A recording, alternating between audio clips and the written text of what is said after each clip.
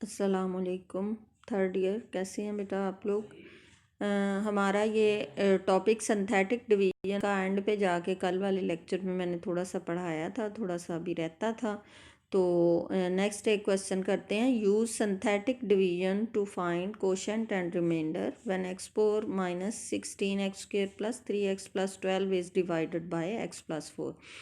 जैसे long division जब हम करते हैं तो हमें दो चीज़ें मिलती हैं। एक हमें उसका आंसर मिलता है जो हम ऊपर लिखते हैं लॉन्ग डिवीजन के, उसको कोशेंट बोलते हैं, और एक नीचे जो बाकी बचती है टर्म, वो ज़ीरो भी हो सकती है, वो कुछ और भी हो सकती है, उसको हम रिमाइंडर बोलते हैं।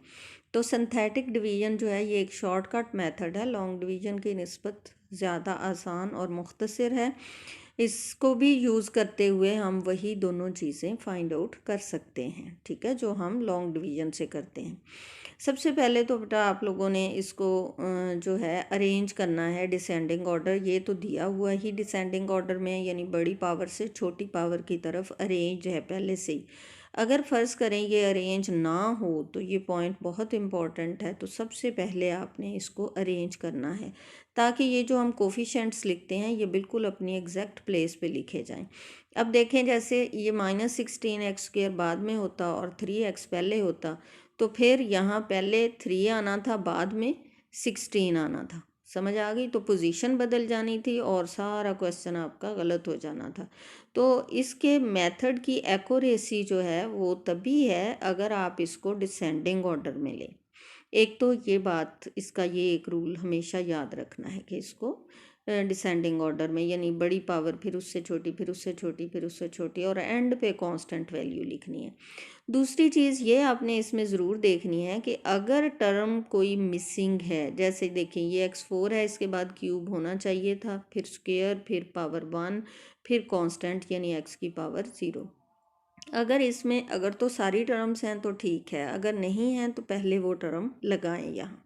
ठीक है, तो यहाँ पे term involving x³ is missing, we will write it as f(x) equal to x4 के बाद हम x³ टर्म यहाँ पे लिखेंगे, लेकिन उसके साथ कोफिशेंट ज़ीरो लगा देंगे, जिसका मतलब ये ज़ीरो है एक तरह से, लेकिन इसको हमने लगाना है।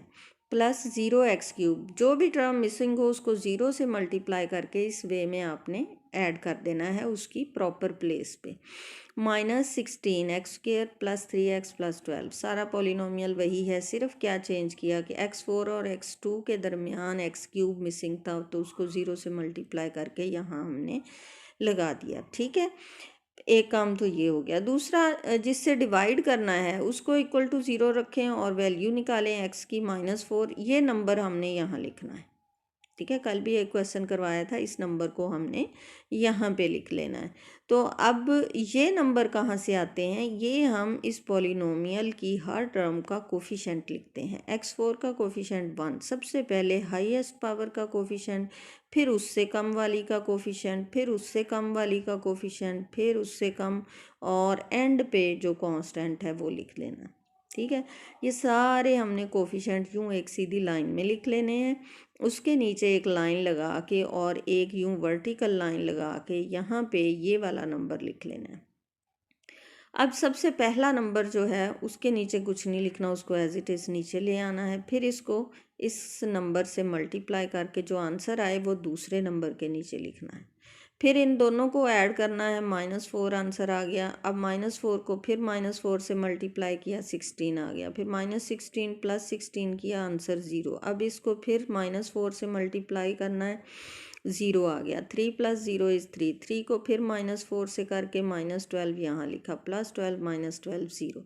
ये जो एंड पे आएगा ये 0 आ जाए, ये कुछ भी आ जाए, यही हमारा रिमाइंडर होगा। ठीक है, ये जो एंड पे वैल्यू आएगी ये हमारा रिमाइंडर होगा। एक चीज़ हमने फाइंड आउट कर ली। अब रह गया कोशेंट कहाँ से फाइंड आउट करेंगे? ये जो बाकी नंबर नीचे बचे हैं, ठीक है, सबसे पहले जो हमने ऊपर लिखे उनकी तादाद कितनी थी? 5 थी।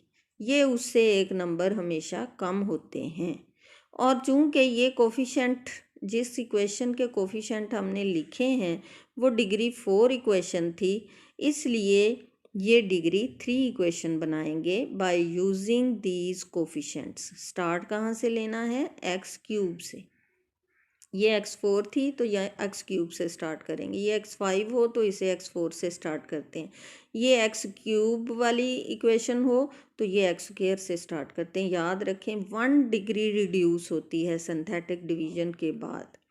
तो डिग्री 4 था पहले पॉलिनोमियल, अब जो इन कोफिशेंट से हमने बनाना है वो डिग्री 3 बनाना है। हम एक्स क्यूब लेंगे -4x² लेंगे +0x लेंगे +3। तो देखें हमारे पास आ गया एक्स क्यूब -4x² +0x वाली टर्म 0 हो गई +3। तो ये जो हमारे पास ये देखें, ये जो नीचे वाली लाइन आती है सारा कुछ हमें यहीं से मिलता है। लास्ट नंबर क्या होता है? रिमाइंडर। और जो उससे पीछे नंबर हैं उनको एज ए कोफिशिएंट यूज़ करते हुए हम एक पॉलिनोमियल जिसकी डिग्री इससे 1 लेस होती है बनाते हैं, दैट इज़ कोशेंट। ठीक है। अब अगर आप चाहें तो लॉन्ग डिवीजन से इसको इस पे डिवाइड करें, x+4 पे इसको अंदर रखें, x+4 को बाहर रखें, डिवाइड करें, आप देखेंगे रिमाइंडर भी 0 आएगा और आंसर भी x³ -4x² +3 आएगा। वो थोड़ा लंबा प्रोसेस है, ये आसान भी है और शॉर्टकट भी है। इसको अच्छे तरीके से, मुझे उम्मीद है आप लोगों को ये समझ आ गया होगा।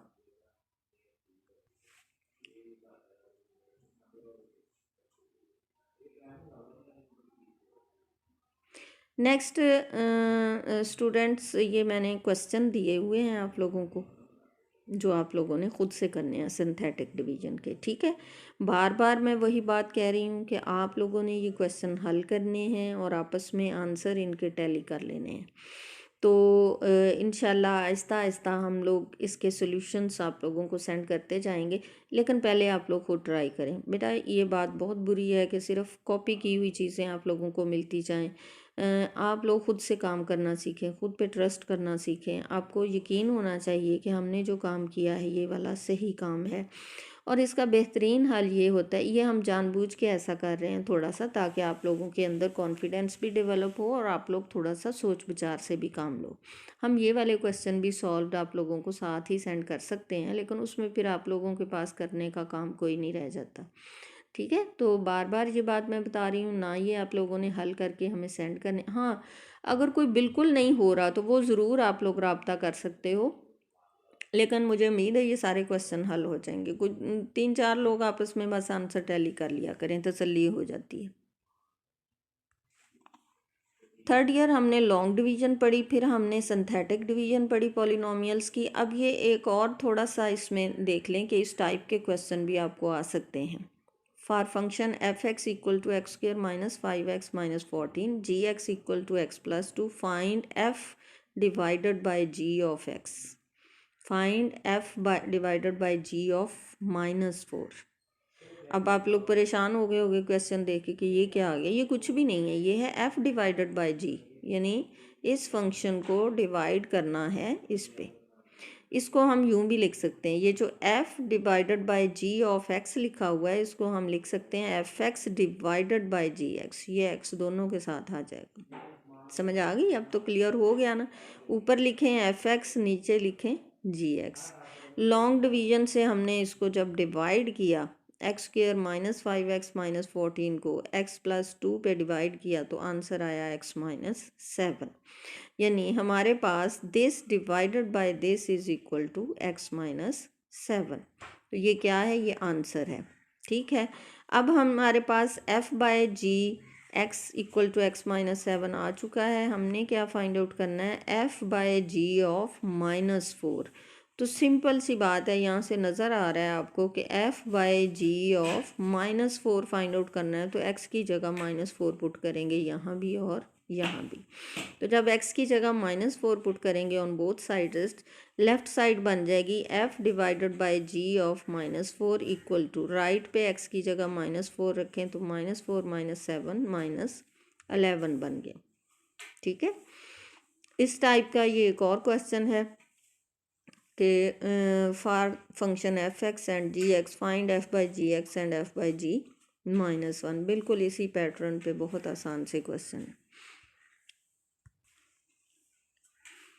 थर्ड ईयर ये कुछ क्वेश्चन मैं आप लोगों को दे रही हूँ इसी टाइप के करने के लिए। f और g गिवन है, f/gx फाइंड आउट करना है, f/g 2 फाइंड आउट करना है। ठीक है, जो फोर्थ क्वेश्चन है वो भी इसी टाइप का है, लेकिन जो थर्ड क्वेश्चन है वो देख लें ज़रा। F x x square minus 5x + 2 g x x square minus 3x - 1 find f dot g x. Dot किसको ज़ाहिर करता है? मल्टीप्लिकेशन को, यानी इसको हम क्या लिखेंगे? एफ डॉट जी एक्स को हम लिख सकते हैं F x dot g x. ठीक है, क्या लिख सकते हैं? F x dot g x, यानी दोनों फंक्शंस को हम मल्टीप्लाई करते हैं। और मेरा ख्याल है आप सबको अलजब्रे की मल्टीप्लिकेशन आती होगी कि इसको ऊपर लिखें, इसको नीचे लिखें, आपस में मल्टीप्लाई करें तो हमें मिलेगा F x dot g x. ये होगा एफ डॉट जी एक्स। फिर उसमें दोनों साइड पे एक्स की जगह -1 पुट करोगे आंसर में, तो हमारे पास एफ डॉट जी -1 आ जाएगा। ठीक है, ये 2 क्वेश्चन डिवीजन के हैं, ये एक मल्टीप्लिकेशन का है। तो थर्ड ईयर आज आप लोगों का जो पॉलिनोमियल का टॉपिक था वो कंप्लीट हो गया है। सिंथेटिक डिवीज़न भी, लॉन्ग डिवीज़न भी सारा हमने इसमें आपको करवा दिया है, और कुछ एक्स्ट्रा क्वेश्चन भी दिए हैं जिनको मुझे उम्मीद है सब लोग हल कर लोगे।